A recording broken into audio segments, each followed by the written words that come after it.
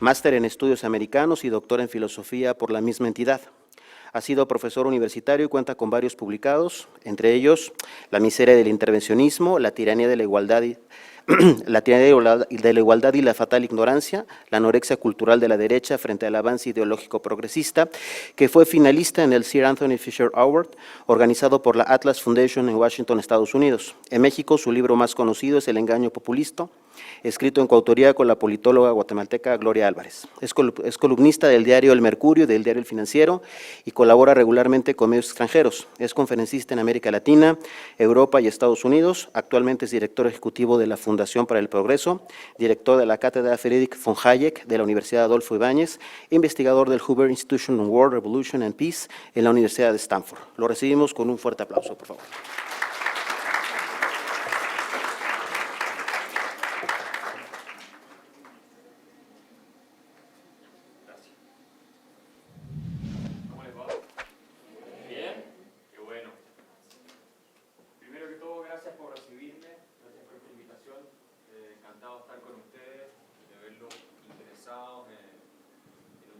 Que ha estado muy presente en las noticias y creo que puede ser una oportunidad para dialogar sobre distintas ideas que también en México pueden tener alguna resonancia, ¿no? Así que eso es lo primero. Luego disculpen mi tenida deportiva, pero la verdad es que llevo una semana de tour en México y se me acabó la ropa, la tengo en la lavandería en el hotel y era lo que me quedaba. Este jeans lleva como 2 semanas ya de uso. Bueno, esta es una imagen que ustedes ven acá muy típica, ¿no es cierto?, en los medios cuando tuvimos toda esta explosión nosotros en Chile en octubre del año pasado. Es un poco apocalíptica, no sé si se dan cuenta, tiene unos colores así bien fúnebres. Arriba gente celebrando, esa es una bandera de pueblos originarios del sur de Chile, pero en realidad los pueblos originarios no tenían nada que ver con esto, así que es muy extraño que pongan esa bandera allá arriba. Y bueno, este es un sector que quedó, después lo voy a mostrar, bastante arrasado por todo lo que ocurrió en el país, ¿no? Esto que pasó en Chile puede pasar, yo creo, en cualquier parte, entonces hay que tener mucho cuidado, ¿no? Lo primero que les quiero yo contar a ustedes es lo que me parece a mí el marco teórico, marco conceptual fundamental para entender qué es lo que pasó. Pero esto se aplica a todos los países, no solo a Chile. No sé si los reconocen a estos dos muchachos que están ahí, estos dos señores. Uno es Friedrich Hayek, que fue un economista austriaco, pensador, filósofo muy importante, que ganó un premio Nobel de Economía, y el otro es John Maynard Keynes, que era amigo de él, y que pensaba muy diferente, eran opuestos filosóficamente, ¿ya? Y Keynes ha sido el economista más influyente del siglo XX, ¿ok? Pero los dos coincidían en una cosa, estaban en desacuerdo en casi todo, pero en una cosa estaban totalmente de acuerdo, que era que al final lo que hace que las sociedades vayan a un lugar a otro son las ideas que predominan en esa sociedad, lo que nosotros pensamos, ¿ah? Nuestras creencias, nuestros valores, cómo entendemos el mundo, lo que sentimos que es justo, por ejemplo. Si uno siente que es injusto que haya desigualdad, uno probablemente va a querer que haya un cambio, ¿no es cierto?, en las instituciones para corregir esa injusticia. ¿De acuerdo? Obviamente, si nosotros vemos un partido de fútbol y vemos que en ese partido se le aplican reglas a unos jugadores que no se le aplican a otros, vamos a decir esto es injusto, ¿cierto? Esa sensación de que todos debiéramos ser aplicados el mismo trato es una creencia. No es algo que es revelado por Dios, es una creencia que nosotros tenemos. Y por eso sentimos que es injusto si es que hay jugadores que en un partido de fútbol pueden hacer goles con la mano y otros no. No tendría sentido, ¿verdad? Es un ejemplo un poco extremo y que a ustedes les parece, pero es obvio lo que está diciendo, pero no es tan obvio siempre. Bueno, las ideas te definen las instituciones. Entonces tú tienes una idea de la justicia, ¿cierto? A todos los jugadores de fútbol se les aplica la misma regla. La institución, la FIFA, es la encargada de crear esa regla. Y los incentivos, entonces, son que todos los jugadores jueguen de la misma manera. Y el que viola la regla, se le castiga. Si tú haces mano, te expulsan, te ponen tarjeta amarilla o un penal, depende si estás en el área o no. ¿cierto? Es así. Y a todos nos parece justo, ¿cierto? Dentro de esas reglas hay resultados. Bueno, resulta que Messi juega mucho mejor que los demás y Messi está en Barcelona, mientras hay jugadores que están en las ligas locales en América Latina. ¿Y quién gana más plata, Messi o los jugadores locales?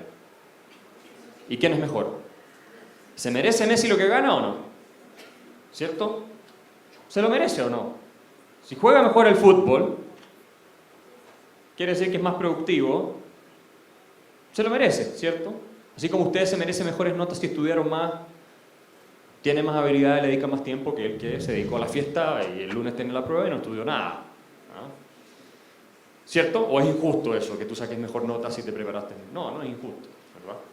Bueno, y ahí están los resultados. ¿Okay? En los países es lo mismo. Los países tienen reglas del juego. Y esas reglas del juego representan, de manera más difusa, por supuesto, más complejo, cómo nosotros sentimos a partir de las ideas que tenemos. ¿Okay? Yo estoy simplificando, pero esa es más o menos la idea. Aquí este es un premio Nobel de Economía, pero es psicólogo. Profesor de la Universidad de Princeton, se llama Daniel Kahneman, es muy interesante, les recomiendo sus libros. Explica cómo funciona nuestro cerebro. El cerebro, todos nosotros, los seres humanos. Nuestro cerebro no está diseñado para entender la verdad y para validar la verdad y los hechos cuando la vemos. Nuestros instintos más primarios son emocionales, no son racionales. Él habla de que tenemos dos sistemas, el sistema 1 de operación de nuestro cerebro y el sistema 2 de operación de nuestro cerebro. El sistema 1 es el instintivo, el primitivo, el que es más emocional, que requiere menos esfuerzo. ¿Ya? El que se activa si entra ahora un león acá, bueno, el primer sistema que se activa es el sistema 1 que ve la amenaza, el peligro y quiere salir corriendo, o el sistema que se activa cuando uno ve algo que le molesta mucho en la calle o cuando oye algo que le ofende, es el sistema 1. Es muy racional, ¿no? Es muy emocional, no es racional. El sistema 2 es el sistema que se activa cuando yo les digo cuánto es 123 multiplicado por 56. ¿Cuánto es? ¿Quién sabe? ¿Pero cómo? ¿No saben matemáticas? No, sí saben matemáticas, pero tendrían que sentarse, hacer un papel. Hoy en día usan el celular, así que no vale, pero si hacen el cálculo ustedes, ponen un papel, anotan, ¿cierto? Hacen el cálculo y me lo dicen 5 minutos después. Ese es el sistema racional. El sistema racional requiere mucho más esfuerzo de cada uno de nosotros, es mucho más complicado. Y es un sistema que no es el que opera normalmente. Nosotros fundamentalmente operamos sobre el sistema emocional. Todos los seres humanos. Así evolucionamos. ¿No? Y la política, en su discurso, muchas veces apela a eso, al sistema emocional. Por eso es que Kahneman dice que una manera muy efectiva de hacerle creer a la gente falsedades es repetirlas todo el tiempo. Uno las repite, porque nuestro cerebro no está diseñado para distinguir fácilmente lo que es verdad de lo que es un engaño. Es más bien cómo nos sentimos al respecto. ¿Ok? Así que cuidado, aquí están aprendiendo cosas. Hay que tener mucho cuidado con lo que uno piensa, porque está definido en buena medida por lo que siente. ¿Cierto? Esto es muy interesante. Los seres humanos somos una especie dada a los relatos, a las narrativas, a las historias. ¿Cierto? Las películas, ¿qué son? Son historias. ¿Qué son las telenovelas? Son narrativas, son historias. Entonces, ¿no es cierto?, llega y se descubre que él la engañaba y ella. Entonces, son todas cosas emocionales y quieres saber qué va a pasar en el próximo. Los que ven Netflix, siempre termina un capítulo de una serie de Netflix con algo que te deja con ganas de ver el próximo. Game of Thrones, Juego de Tronos. ¿Quién vio Juego de Tronos? Era desesperante porque cada rato había una manipulación emocional con el espectador que a ti te obliga a seguir viendo. Y al mismo tiempo muy entretenido, ¿cierto? Son historias que nos apelan a las emociones. Con pura racionalidad tú no habrías visto Juego de Tronos. Porque ¿qué ganas con verlo? Habrías dicho, me dedico a estudiar algo que me va a servir y que me va a dar ingresos más adelante, no sé, algo más práctico, más útil. Pero es una historia y las historias nos gustan. Yo quiero ponérselos ahora en el contexto de Chile porque creo que en México se está instalando una discusión muy parecida a la que nosotros tuvimos en Chile. Si ustedes ven los indicadores de Chile, lo que pasó en la realidad, ¿cierto? Los datos, las cifras, lo que muestran es que el país ha sido súper exitoso. ¿Ah?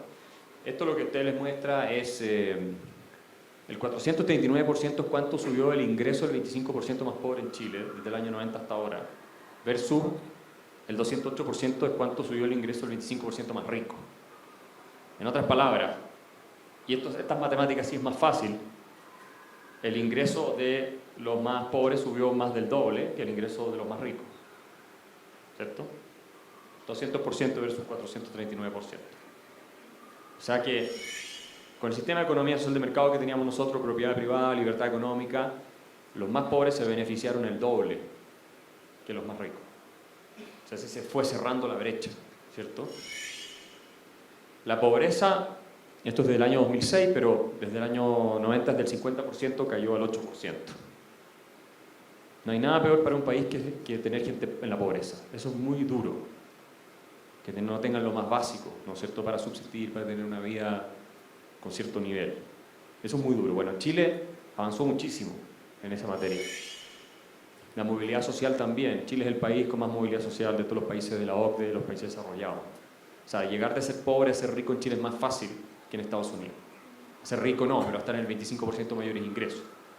¿Ya? Entonces, movilidad social también.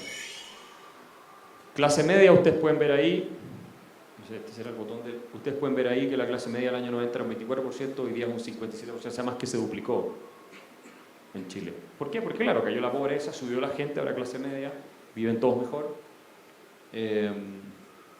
Y también pueden ver que la pobreza obviamente cayó muchísimo, de casi 40% a 7,9%. Yo les estoy mostrando estos datos porque después los voy a impactar con una cosa. Este es el índice Gini que mide la desigualdad de ingresos. Porque se dice mucho la desigualdad, acá en México se habla también mucho de esto, ¿no? De la desigualdad de ingresos. En Chile se hablaba muchísimo de esto, todo el tiempo se está hablando de esto. Y la gente decía, no, es que la desigualdad está aumentando, pero vean ustedes que desde el año 90 hasta el 2017 lo único que hizo la desigualdad fue caer. Estos son datos oficiales del Banco Mundial. La desigualdad cayó, pero todo el mundo decía, no, es que mucha desigualdad, pero la desigualdad lo único que hacía era caer. Kahneman, de nuevo, la mejor forma de hacerle creer a la gente falsedad es repetir frecuentemente. No es que no haya desigualdad, por supuesto hay. El tema es que ha venido disminuyendo. Y eso es lo relevante. Y cómo seguir en ese camino, ¿ok? Ustedes pueden ver ahí que Chile es un país que está en el promedio de América Latina, en términos de desigualdad, no es más. México más desigual que nosotros. Bueno, todos estos países son más desiguales, pero ninguno de esos países explotó. Entonces, si la desigualdad fuera la razón, todos estos países debieran estar completamente incendiados. Pero no es el caso, entonces es más complicado que eso. Bueno, nosotros tuvimos 3 presidentes del año 2000 hasta ahora, en Chile. El presidente Lagos, presidente socialista, la presidenta Bachelet, presidenta también socialista, 2 mandatos, y el presidente Piñera, presidente de centro derecha, también 2 mandatos, el que está gobernando ahora. Y a él le explotó el tema del año pasado. Bueno, pero resulta que todos ellos, yo tengo estas citas acá en inglés, pero todos ellos, las voy a resumir para no aburrirlos con esto, todos ellos hablaban de que Chile el gran problema era la desigualdad, ¿no? Y la injusticia y el abuso de los ricos y el abuso de la desigualdad. Pero ustedes ya vieron que la desigualdad venía cayendo, la movilidad social venía aumentando, que había cada vez menos pobres, o sea que esto venía avanzando bien, ¿no? Este fue un libro también que utilizó la presidenta Bachelet en su segundo gobierno, donde ella decía que quería deshacerse del neoliberalismo, porque el neoliberalismo generaba mucha injusticia, mucha desigualdad, y por lo tanto había que cambiar el sistema económico, y que había mucho abuso de los poderosos de siempre. Esa fue la frase que usó el gobierno de Bachelet. Nada que ver con México esto. Esto fue Chile. ¿Ya? Este fue un libro que yo escribí en relación al libro anterior, que yo lo refuté, diciendo que esto tenía muchos errores y que era muy peligroso ese camino. Este es otro libro que yo escribí antes, no voy a detenerme en esto, pero donde yo predije lo que está pasando hoy en el país. ¿Ya?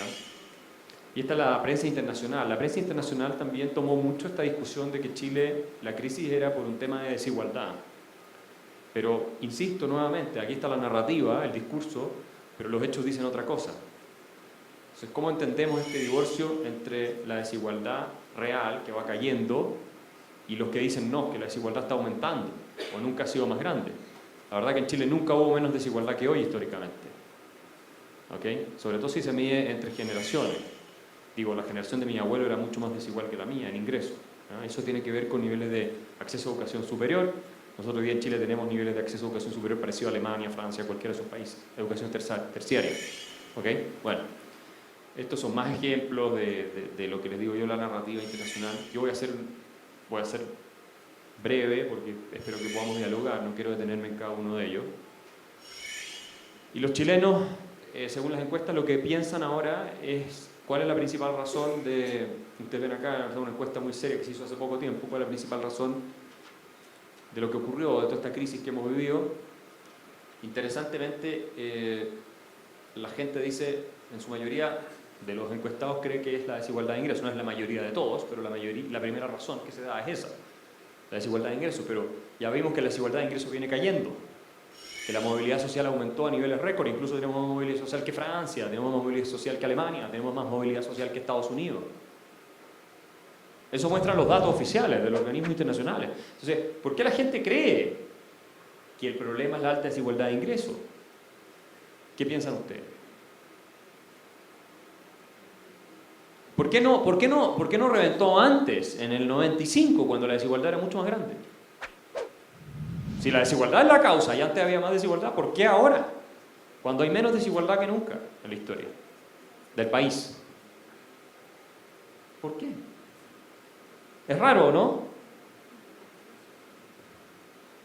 Esto es como que ustedes, no sé, se pongan a entrenar para estar bien físicamente y mientras más están entrenando y mejor se ven, más estén convencidos de que tienen que hacer dieta y tienen que entrenar más todavía, porque se sienten peor que antes. Ahora, si ustedes se entrenan y empiezan a ver progreso, pero todo el mundo a su alrededor les dice, oye, te veo cada vez más gordo, o te veo cada vez en menos estado físico, y todo el mundo les repite eso, les repite eso, les repite eso, tal vez van a empezar a dudar de si su entrenamiento está siendo tan efectivo, ¿o no? Y estoy poniendo un caso muy básico que no se va a dar, porque es más evidente cuando uno se mira al espejo ver en qué estado físico está, o cuando camina y sube una escala, que lo que es el tema de la desigualdad. Bueno, ese crecimiento económico cayendo, aquí la cantidad de gente que el Estado ha contratado ha subido muchísimo, un 30% del año 2013, ha subido un 30%, o sea, eso es mucho, y esto es importante en todos lados. En Chile, yo creo que en México es parecido, no lo sé, habría que ver los datos, tal vez me equivoco, pero en Chile el salario promedio de los funcionarios del Estado, de la gente que trabaja para el Estado, es un 44% más alto que de la gente que trabaja en el sector privado, en promedio. Esto pasa en muchas partes. La gente que trabaja en el Estado tiene los salarios promedio más altos que en el sector privado. Y ahí hay una desigualdad mucho más grande. Pero de esa, curiosamente, no se habla, no se discute mucho. A veces se dicen cosas, pero no demasiado. También el gasto social en Chile se ha quintuplicado. O sea, el gasto por persona del Estado chileno en Chile se ha quintuplicado. O sea, hay mucho gasto por persona, gasto social. Educación, pensiones, salud, mucho gasto social del Estado. Se ha quintuplicado en términos reales, o sea, en moneda del mismo valor. Bueno, no los aburro más con esas cosas. Es que esta es nuestra presidenta Bachelet en su segundo mandato porque su presidente del Senado, de su coalición, dijo que había que pasarle una retroexcavadora al modelo neoliberal en Chile. Entonces, por eso la dibujaron así, porque ella conducía la retroexcavadora y ella dijo que efectivamente había que terminar con el modelo neoliberal. Ese concepto neoliberal yo lo detesto porque a mi juicio no tiene ninguna rigurosidad académica, es una etiqueta para el combate político que nadie entiende bien qué es lo que hay detrás del neoliberalismo. Lo único que sabemos que es malo. ¿Ah? Lo único que sabemos que es malo. Entonces se utiliza sin que uno... Bien, de nuevo, emocional, es un concepto que va al sistema 1, al sistema más básico, emocional. Yo siempre digo que tú si hicieras un agua mineral de fuente de la Antártica con el agua más pura de la historia y le pones agua mineral neoliberal, nadie se la toma. Por lo tóxica que es la marca. El agua puede ser fantástica, pero la marca suena tan mal que nadie se la tomaría. Es un tema de palabras, de conceptos. De nuevo, ¿cómo funciona nuestra cabeza? Con emociones. Nuestro cerebro es pura emoción. ¿Ya? Nos cuesta mucho racionalizar las cosas. ¿Y qué pasó? Bueno, Bachelet gobernó, hizo esa reforma, hizo crecer el Estado, subió los impuestos, atacó a los empresarios, la inversión se fue del país, y acá pueden ver ustedes los números, no me voy a detener en los números, pero ustedes pueden ver, por ejemplo, El crecimiento que tuvimos en el promedio de su gobierno, nosotros crecíamos más de 5%, llegó ella y empezamos a crecer 1.8%. O sea, es un desastre. La inversión colapsó, porque esto hay que entenderlo. Cuando tú le haces la vida imposible a la gente que invierte, y la gente que invierte es la gente que tiene el dinero para invertir. Si tú en un país le haces la vida imposible, los atacas, le subes los impuestos, los persigues, ¿qué hacen? Se llevan el dinero a otra parte. Eso es obvio, eso en todas partes igual. ¿Qué harían ustedes? ¿Qué harían ustedes? Se lo llevarían a otro lado. ¿Y qué es la consecuencia? Sin inversión no tienes crecimiento, sin crecimiento no hay empleo, la gente empieza a quedar desempleada. ¿Ya? Esto es economía, esto es así, no admite mayor discusión. Esto realmente aquí no hay economistas de izquierda a derecha, están prácticamente todos de acuerdo en esto. En este punto, digamos, ¿ah? Como grueso. Y esto fue lo que pasó cuando Piñera llega al gobierno. Esto le reventó la cara porque él no fue capaz de mejorar la situación tampoco del país. Por su propia incapacidad, porque él mismo avaló estos discursos y así sucesivamente. Y llegamos a tener, bueno, militares en las calles. Entonces, el presidente hoy día tiene un 6% de aprobación, muy bajo. Es prácticamente un cadáver ambulante político. Está muerto políticamente el presidente. Perdió toda su base de apoyo también. O sea, perdió no solo a los que nunca votaron por él, sino que los que votaron por él y los que lo apoyaban, todos se fueron. Porque ha manejado muy mal la crisis. Y esto es interesante, mucha gente está muy de acuerdo con estas manifestaciones, incluso con la parte violenta, y esto es preocupante, porque cuando un país pierde el consenso sobre el orden, ya pierdes el control de todo. ¿Ah? Es como decir, acá hacer una encuesta entre ustedes, ¿quiénes están de acuerdo en que los alumnos puedan intimidar a sus profesores para que le pongan mejores notas? Y que la universidad no pueda hacer nada al respecto, y ustedes el 60% diga sí, nosotros estamos de acuerdo. Imagínense en lo que terminaría esta universidad, el título de ustedes después no valdría nada. Pero nada, cero valdría. ¿Cierto? Porque claro, en esta universidad los alumnos consiguen sus títulos amenazando a los profesores. ¿Quién de ustedes contrataría? No se contratarían ni a ustedes mismos así. ¿Cierto? Entonces no puede ser. Esto culturalmente es muy peligroso, muy complicado para el orden público. Y aquí con esto voy terminando. Fíjense ustedes que... ¿Cuántos de ustedes han leído la Constitución mexicana? ¿Son estudiantes de Derecho? Ah, bueno. No vale. Los que no son estudiantes de Derecho, ustedes están obligados a leerla. Bueno, lo normal es que salvo los estudiantes de Derecho que están obligados por derecho constitucional y todo eso a leerla, y que son un porcentaje muy bajo de la población, nadie la lee. ¿Para qué vas a perder el tiempo leyendo una constitución además tremendamente aburrida y que no siempre es tan fácil de entender? En Chile es así. Pero curiosamente la mayoría piensa, un 67% piensa que habría que escribir una nueva constitución, no reformarla, sino que escribir una nueva constitución entera, desde cero. Les recuerdo que esta constitución fue bajo la cual se produjo el periodo de mayor prosperidad en la historia del país. Ahora, ¿de dónde sacan esa idea, creen ustedes? ¿Por qué la gente cree esto? ¿De dónde saca una persona común y corriente, que nunca lee una constitución en su vida, que tal vez no sabe lo que es una constitución, que hay que cambiarla? Tú les preguntas, oye, ¿tú crees que hay que cambiar la constitución? Sí. ¿Sabes lo que es una constitución? No. ¿De dónde sale esa idea? ¿Cierto que esto es emocional?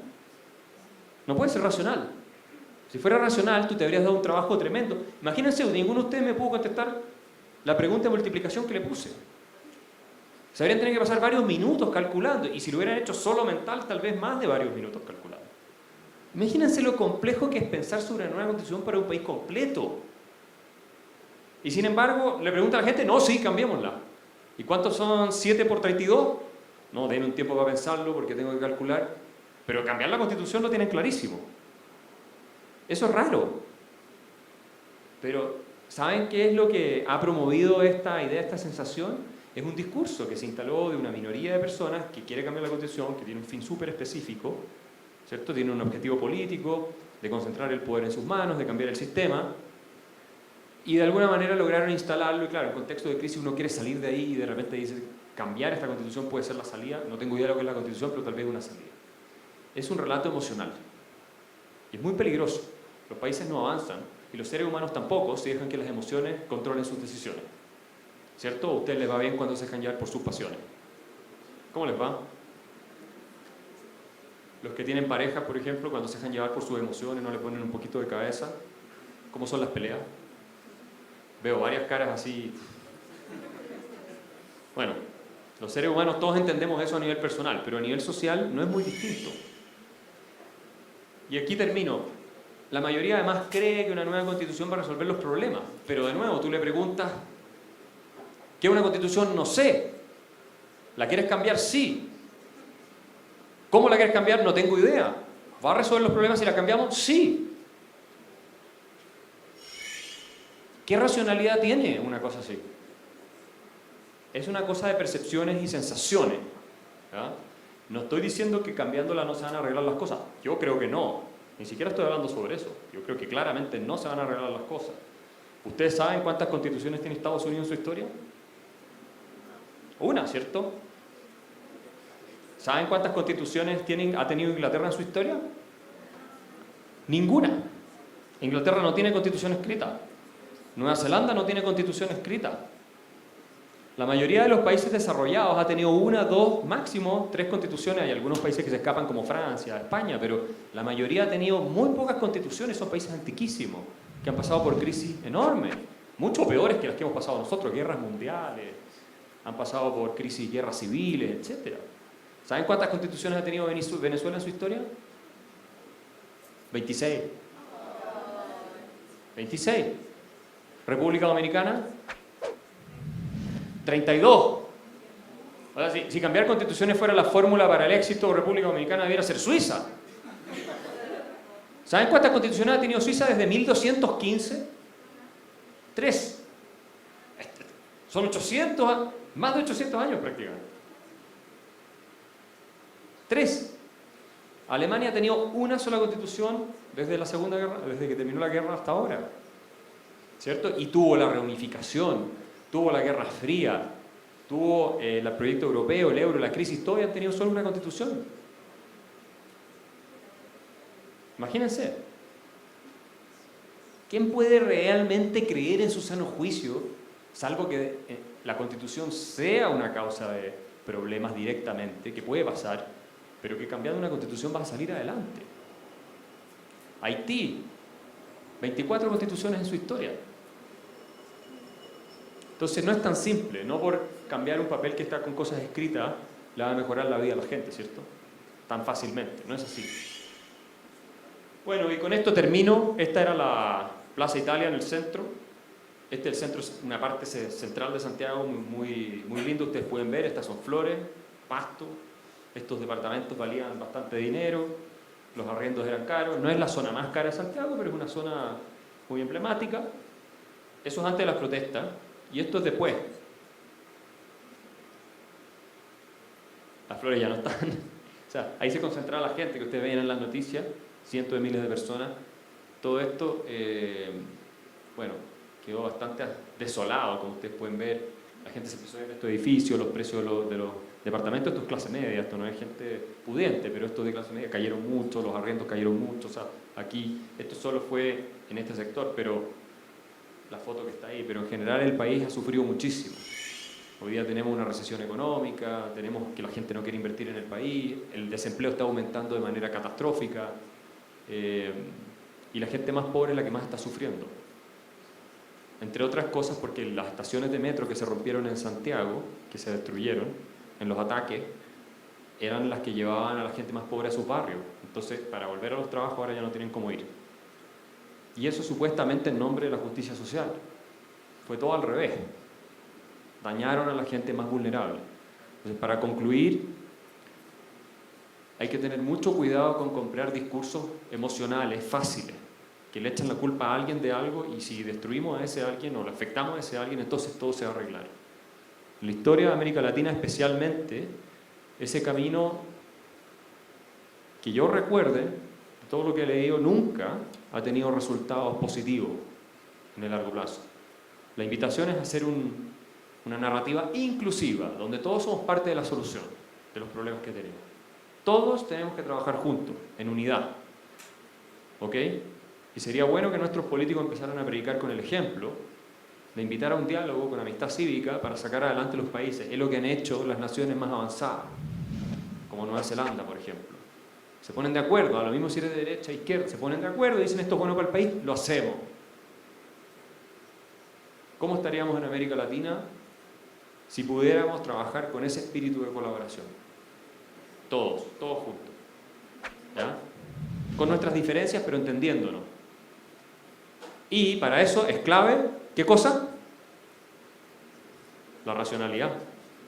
Porque solamente eso te permite a ti encontrar un terreno común donde hay una verdad más allá de tus emociones. Las emociones son subjetivas. Cada uno tiene su verdad emocional. Y tu verdad emocional contra la mía, ¿cuál gana? ¿Cómo resolvemos la diferencia? Tiene que ser con conflicto. Pues yo acepto la tuya, tú aceptas la mía. No hay ninguna manera de hacerlo de otra manera, de otra forma.